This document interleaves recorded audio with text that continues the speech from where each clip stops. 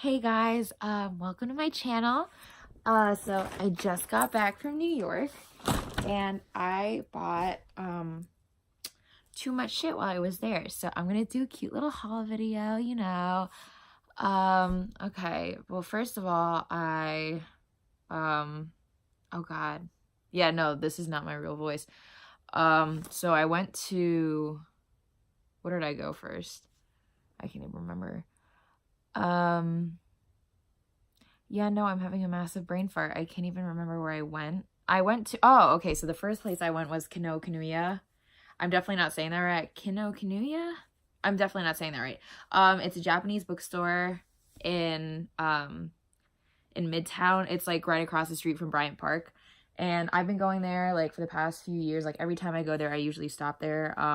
But I don't think I've bought something until today, which is really crazy.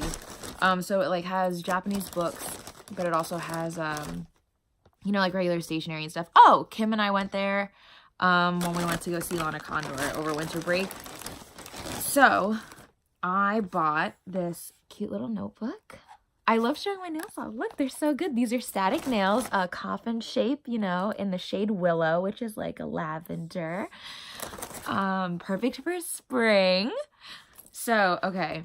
I got this cute little notebook. I don't know what size the paper is. But it is, the cool thing about this is that it is a spiral notebook, and I don't really get spiral notebooks a lot. I usually stick to like legal pads. But this is like soft spiral, so like, I don't know, you probably can't see it. Like they're clear, but they're also like kind of like squishy and they're bendable. So I don't think the paper will catch as much as it would if it were like metal. Also, I'm touching the paper right now. It doesn't feel like normal paper. It's like, I don't know, there's something like, it's very smooth. Obviously, like it's really good quality paper. And it's also grid lined. I don't know if you can see that.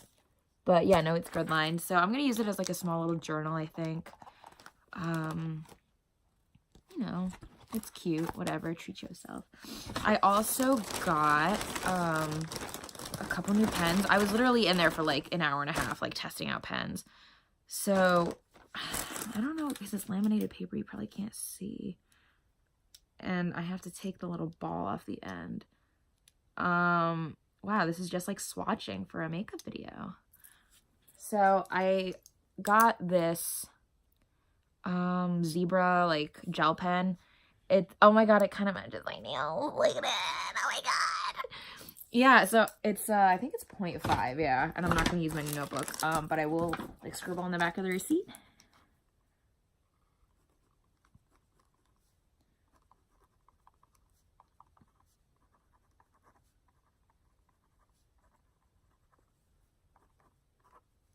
Oh god. There we go. Okay. So you can probably see that. That doesn't help, but like it's like a nice lavender. It writes really well. I really like it. I had to restrain myself from buying like 500 of them. And then I also got 2 of these Pilot Propus like window highlighters. So they're double-ended. So they have one end that has like the marker, the regular marker, and then they have one that has the chisel end, and it also has like this little window right there. So while you're highlighting, you can like actually see what you're writing. And I guess I'll swatch a little bit for you guys to see. So I got blue, and then I also got it in pink. Okay. So hopefully these last a little bit longer than the Muji ones that I got, because those weren't, they didn't last very long. But I also like was highlighting a lot with them. Okay. So after I went to Kinokuniya, I can't remember what I did. I think I definitely walked around like a lot. I think I went to Koreatown after I went to Kinokuniya. Yeah, I went to Koreatown, and yeah, I went to Koreatown, and I had like lunch at Warjip. I can't pronounce it, but it was so good. Oh my god, it was so good. I definitely spent way too much money there, but the cashier lady gave me like a little bit discount on the like one of the trays. I think was 50 cents, and she gave me like 50% off, or not 50% off, like the 50 cents off. She's like, okay, next time you come here, like don't get it, like get one of the regular takeout containers because it doesn't cost anything. I also think that she thought I was Korean. You know, ethnically, racially ambiguous. And then I went to the Tony Moly store, but I didn't get anything. I just like fixed my makeup in there. And then I also went and got 3 bottles of soju. I got 2 that were the peach flavor, and then I also got one of the grapefruit. So yeah, ladies, last semester of college, woo. I will be very hesitant to share these, and I have to make sure I don't drink like all of them in like one sitting. But yeah, no, that was cool. I thought they weren't gonna ID me because I was buying liquor at like 3 p.m. in the afternoon. But they did. But I'm 21, so it doesn't matter. Okay, so then I walked around a lot. I got lost a little bit. I went to the Green Market at Union Square because I always go to Union Square. I went to Strand. I always go to Strand whenever I go to New York. And I didn't break the bank when I went there. I usually don't because their books are actually super reasonably priced. But I did pick up a copy of Maya Angelou's I Know Why the Caged Bird Sings. So I'm really excited to get into reading this. I did finish, where is it? Comfort Woman today while I was on the train. This is the book that Aubrey and I have to read for our Asian American Lit class. And this book is sad as fuck, but it was really beautiful and it was really fun to read. Actually, no, it was not fun to read. It was actually like kind of traumatic, but you know what? It was a good book. And yeah, I also almost got, they got, I think, new stock of like James Baldwin books in, but I still haven't finished reading If Beale Street Could Talk.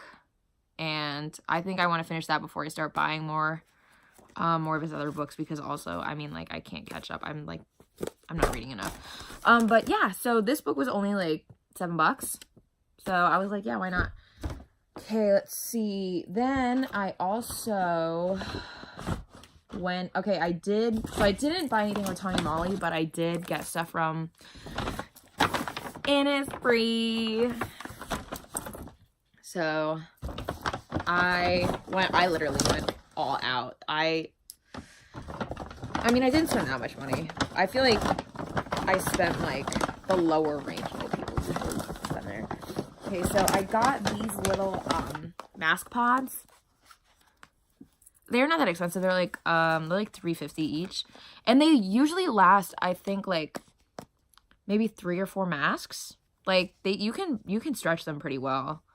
So I got 4. So the first one is a sleeping pack, and I think this one is the rice one. Yeah, the rice one. And so it's like supposed to brighten up your skin, and like you put it on like while you sleep. And then I also, this is a repurchase. This is, I'm gonna put it closer.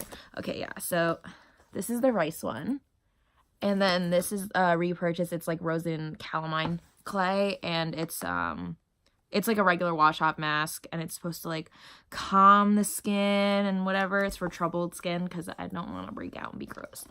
Then I also got, this is another wash-off mask. I think it's aloe. Is it just aloe? Yeah, it's just aloe, and it is more for, I think, troubled skin and like moisturizing and stuff. And then this one is another wash-off mask, and it's a potato one. I hope it doesn't, it's probably not gonna smell gross, I hope. And I think this one is like brightening and like toning or something. This one is also brightening and toning. One of them is like a texture, I don't know, that doesn't say on the thing, it just says it on the label, and I forgot what they said, but I bought the right ones. And then I also got a sheet mask. These are like a little less than $2. This one is like a tea tree mask, like sheet mask. So I'm excited to try them out. Oh, and then it was 30% off, and I was really in the market for one, so I bought it. It's an enriching body oil with camellia. It smell. I'm not gonna open the thing just because like I'm going back to school tomorrow, like to UConn, and I don't want to open it like before I get there because I don't want to spill. But it smells so good. It smells so good. And yeah, so I'm excited to try this out because I've never done like a body oil before.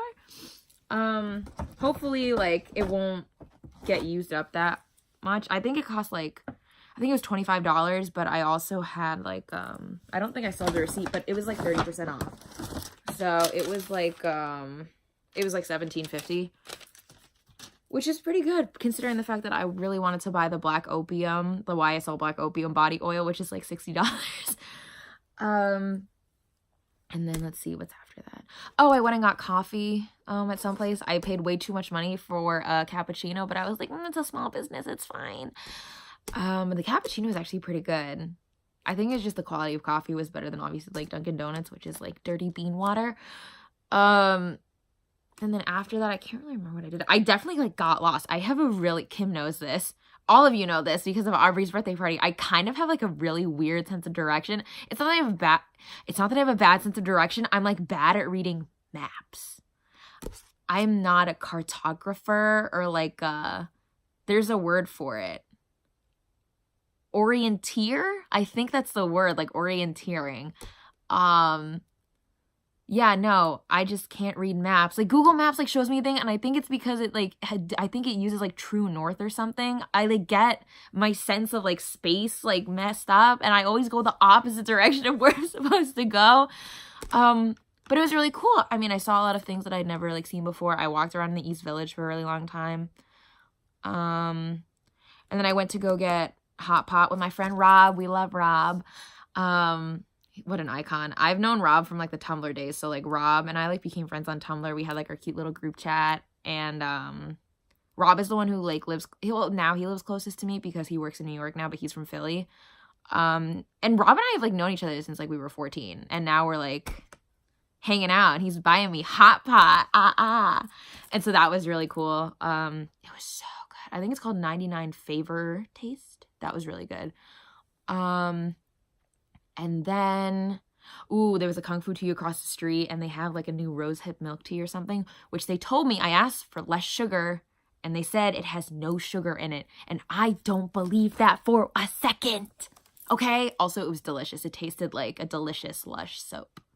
Oh my God, it was so good. I got that with like regular bubbles and grass jelly. Oh, it was so good. And then, so this is after I almost got hit by the car. I went into like this old bookstore. They had like racks outside, and I was just like sifting through them, and usually I don't really find like good stuff there, but it's probably because they don't pay attention enough. They had so all the books in the carts outside were for $2, and I found a copy of Where the Mountain Meets the Moon by Grace Lin, who's like a famous Asian American children's author. So if, honest to God, if you've like read any children's book that has like a very distinctive like illustration or something, or it's about like Asian culture or like the Lunar New Year. I think Grace Lin is Chinese, so she writes mostly about like Chinese things like dim sum, and Dim Sum for Everyone. That's the title of one of her books. She also has one about Chinese New Year, among like a million other ones, because I think she is not only an author, but she is she does illustrate a lot for other authors. And so this was like one of her first, I think, like full-length like books.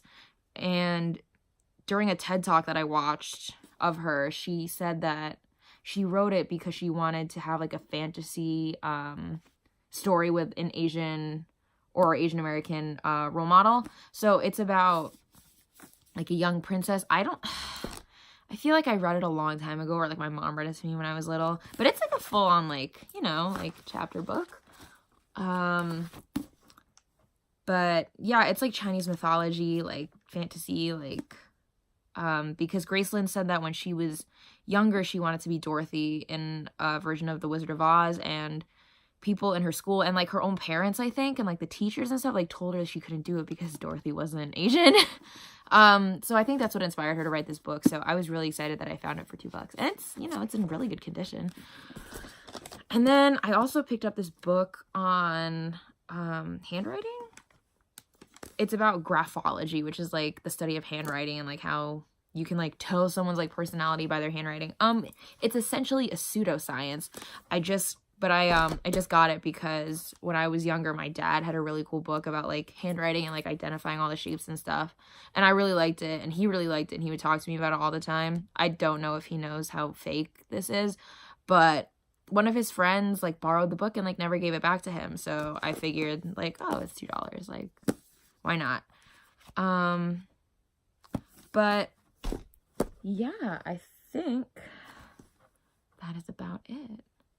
So, like, comment, and subscribe. You know what it is.